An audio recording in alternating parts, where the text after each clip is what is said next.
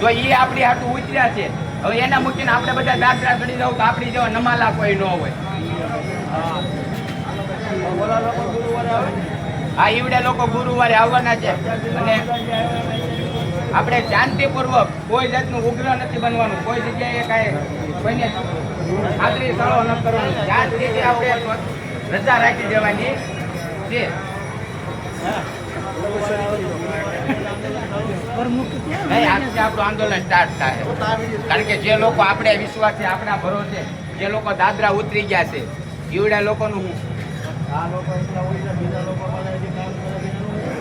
ઈવડા લોકોને આપણે મહેનત કરવાની છે, આપણે કોઈને જબરદસ્તી ન કરવાની.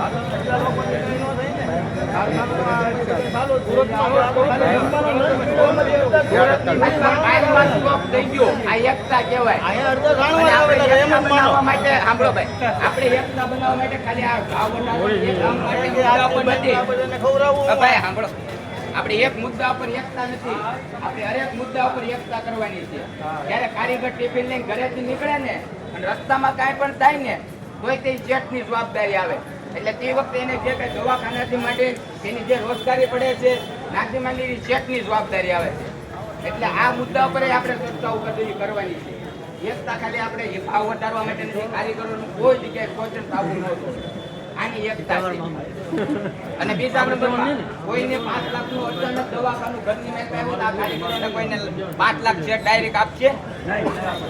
તો આપણી એકતા છે ને, તો આમાં જે 50 રૂપિયા કાઢશે, 5000 કારીગર છે ને તો દવાખાનું ઉભો થઈ જાય. તો આ આપણે કરવાનું છે, આપણે આપણા હિંમતથી હાલવાનું છે. એટલે આ 7-8 મુદ્દા ઉપર આપણે ફૂલ ફોકસ કરવાના છીએ અને એકતા હવે થાય કારીગરોની. અને જ્યાં લગી એકતા ન ખાય ત્યાં લગી ધરાને ધાને ન ખાવું.